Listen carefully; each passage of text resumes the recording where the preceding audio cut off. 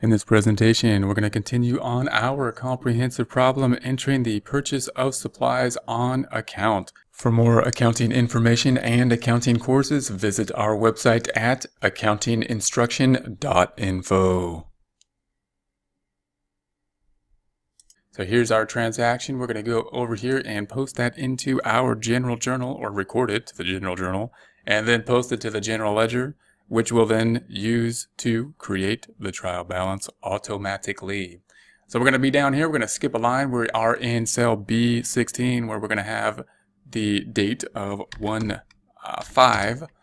Then we will put the supplies. So we're going to purchase supplies, and we purchased it on account. So when we go through our normal kind of questions, we usually say, well, is cash affected? And here we're going to say no, because we purchased it on account. That's what it means there. Different text could use different terminology. Obviously, in real life, we would know how we purchased it, but we have to know what a text would kind of indicate that. So on account means we didn't buy it with cash. What did we buy it with? Probably like a credit card or on a payable account, a liability. But if we didn't pay cash, it's often easiest for us to then think about, well, what did we buy? And what we bought was supplies. Now, supplies is a little tricky too, because note there's a supplies if we have a trial balance, which I always recommend having. We can see supplies up top here, but we can also see supplies down here on an expense. You know, why would it be in one or the other?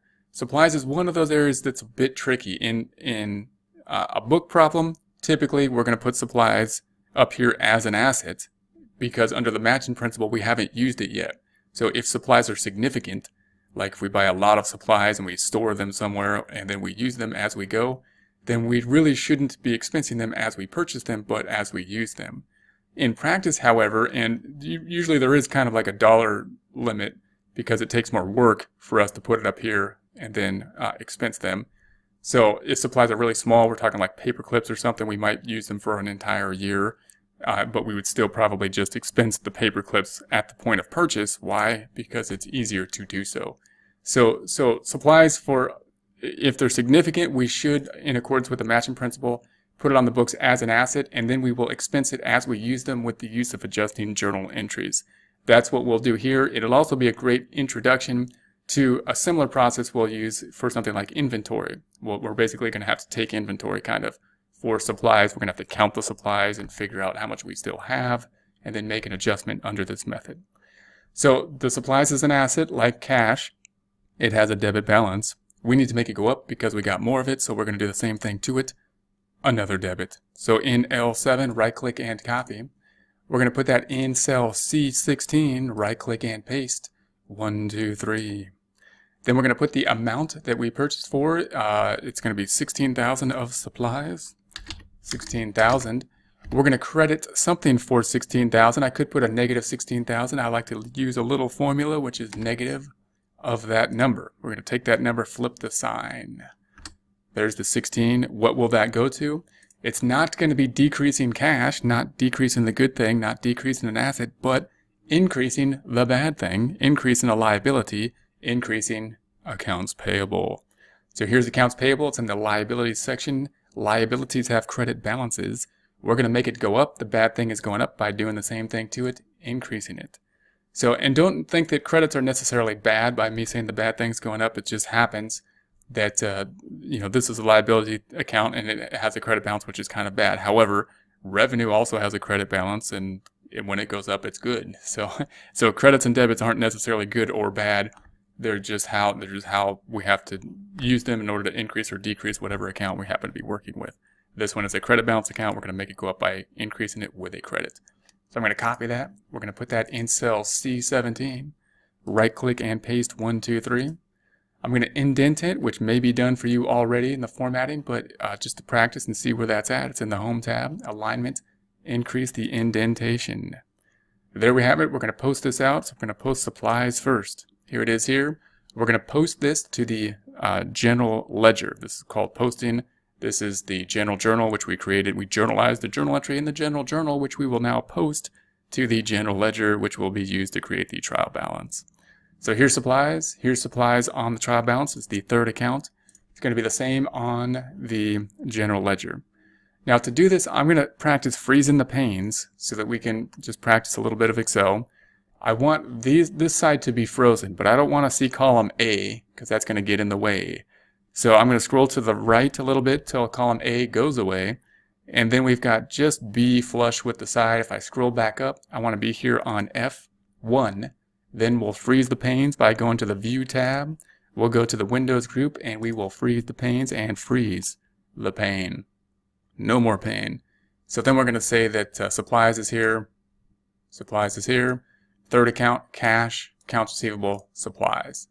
So if I scroll to the right, I can get supplies right next to our journal entry if we want to. And we're going to say I'm posting this to the debit side in cell S16. Now if you can't freeze the panes or you don't want to, if it's too much trouble, don't worry, just scroll in a little bit more. Other people, I notice if you have good eyes, you can make the whole worksheet really small so that you can see everything on one page, which is not an option for me. But if it's an option for you, then that's another way that people like to do that. So we are in S16. I'm going to say equals and point to this 16 and enter, bringing the zero balance up by 16 to 16. If we scroll just to the right, or put our cursor just to the left, I should say, of the frozen panes and scroll right, we'll pop back over here and we'll see that that supplies account has now gone up and we're out of balance by the 16. Now we're going to post the payable, which is of course the first liability. So if we scroll to the right with those frozen panes, we're scrolling right, we can get the accounts payable, first orange account right here, right next to where we want it. We want to be on the credit side because we're on the credit side. So we are in X21 equals and point to that 16,000, bringing the zero balance up by 16 to 16.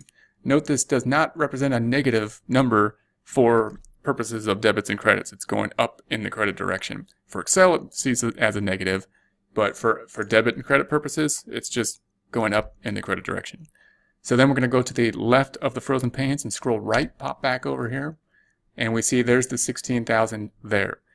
So we have increased supplies, the asset. We increased the liabilities. We can see our accounting equation still in balance here. Note there's no effect on net income. No effect on net income. Meaning here, no revenue or expenses. If we had put the supplies to expenses, we would be decreasing net income. And that would make sense if we were using the supplies right now under an accrual basis. However, if we're not using the supplies, if we haven't consumed them yet, then we should expense it in the time period in which they have been consumed in order to help generate revenue. That's the reason we're putting it up here on the asset side in a similar way as we would for something like inventory. We put it on inventory until we sold the inventory. Here we're putting supplies up top on the balance sheet until we consume them, use them in order to help generate revenue. For more accounting information and accounting courses, visit our website at accountinginstruction.info.